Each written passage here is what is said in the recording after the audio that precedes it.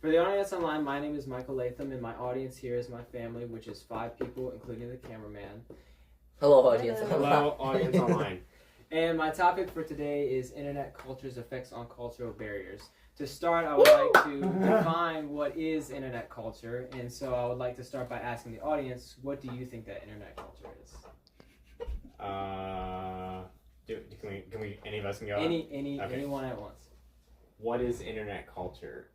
I don't know. I guess it's like what you sort of picture when you think of the internet in terms of social media. Like social media comes to mind mostly.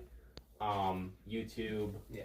And just like memes. Yes. Yeah, I mean, pretty much. So the way that I define culture in relation to what I'm going to be talking about is more so an internal thinking. So picture like in real life when you're talking to people who are around you, they have certain things that they're used to talking about with other people, and there are certain ways or mannerisms that they're used to using, and a lot of those mannerisms can end up creating unintentional barriers for other people. So when defining internet culture, the way I would define it is a list of mannerisms and things that you are used to that have formed from the internet.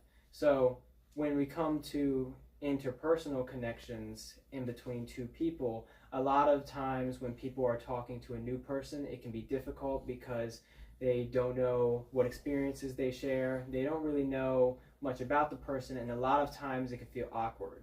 Now, with the internet, another issue that arises is that many people actually have a lot in common with each other just based off of experiences online that they've shared, and but they don't feel very connected to their community around them. So, first off, one thing I want to go over is the homogenization through social media, and this is a lot to back up my points about the shared unification that comes nowadays. So the first source is by way of Sprinkler, and that is that more than 246 million Americans actively engage in social media every day.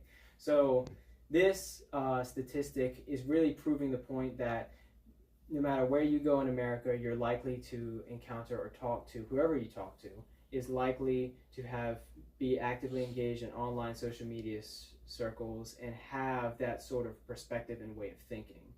And that can affect how you talk to them. That also affects what you talk about and your perspectives on those things. So, for example, I use the platform Instagram because it's something that I personally use. But Instagram is actively used by an estimated 166 million, and those are Americans. And the average user on Instagram spends more than 30 minutes every day.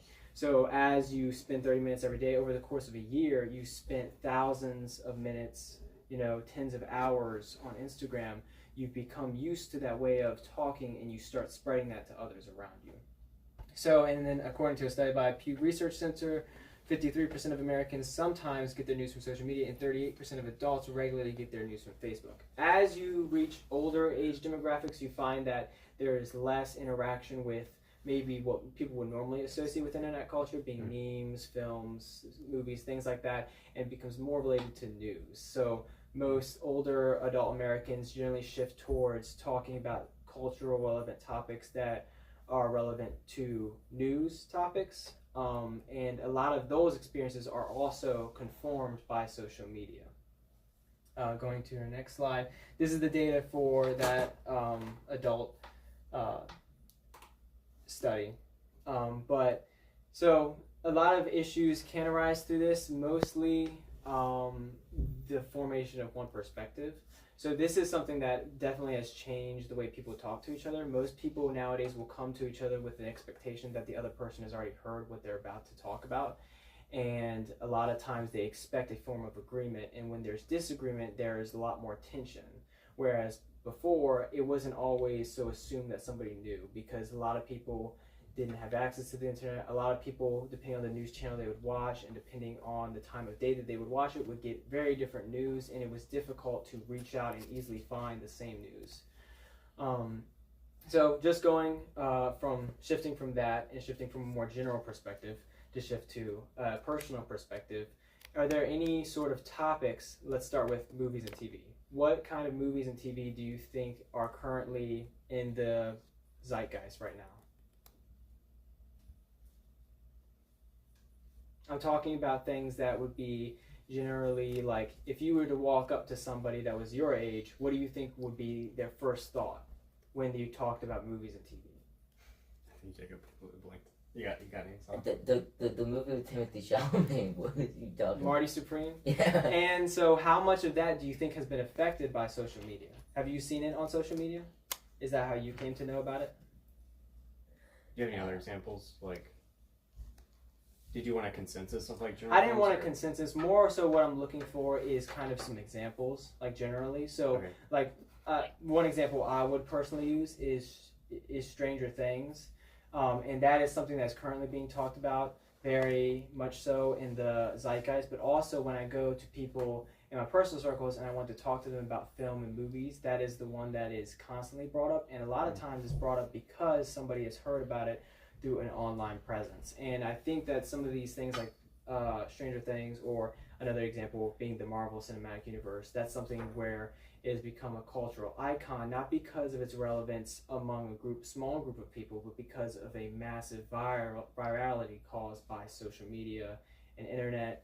And I think a lot of that has affected how we personally communicate with each other and also how we interact with local things. So to then shift from that back to a more local perspective, we talk about the local impact of things like this. So Pew Research Center also reports things such as a median of 50% people say they feel very or somewhat close to people all over the world.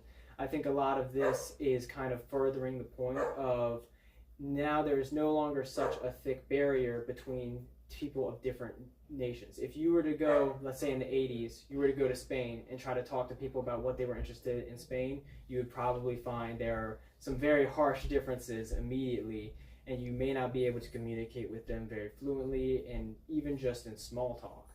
Whereas today, I think that if you were to go to other countries, you would find that you actually have a lot of the same interests because all of your interests are so homogenized through one channel, being your social media platform of choice or the internet at large.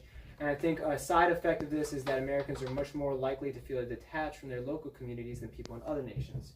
This is also backed up by Pew Research Center.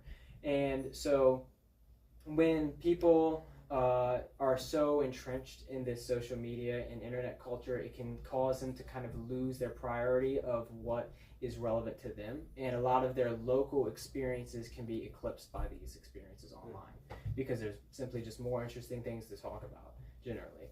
And a lot of times that this can lead to loneliness within people because they feel like once they come off of that online stream, they lose contact with people around them and they start losing things to feel that they can talk about or relate to with people around them. Some solutions to this, a lot of people have been encouraging just being out in your local communities and going to local restaurants, indulging with like people, church, whether it be in local town centers. One such example near us is the Leonard Town Center and places like Social. You can learn about the culture there and start to kind of engross yourself in the issues that would be pertaining specifically to you. And a lot of this can help to free yourself from the mindset of having to keep up with an ever-growing amount of things to keep track of. I think that wraps up about most of what my points were. A lot of the personal impact from these kind of things comes down to how you view yourself, how you view the internet, and how you view those around you and what is important to them, because that also then comes back and shapes what's important to you. The most valuable relationships we have in our lives are our interpersonal relationships, and when we feel disconnected from those because we no longer have things to talk about, it can feel like we're losing a part of ourselves when we're no longer interacting with the online spaces. And that about wraps it up.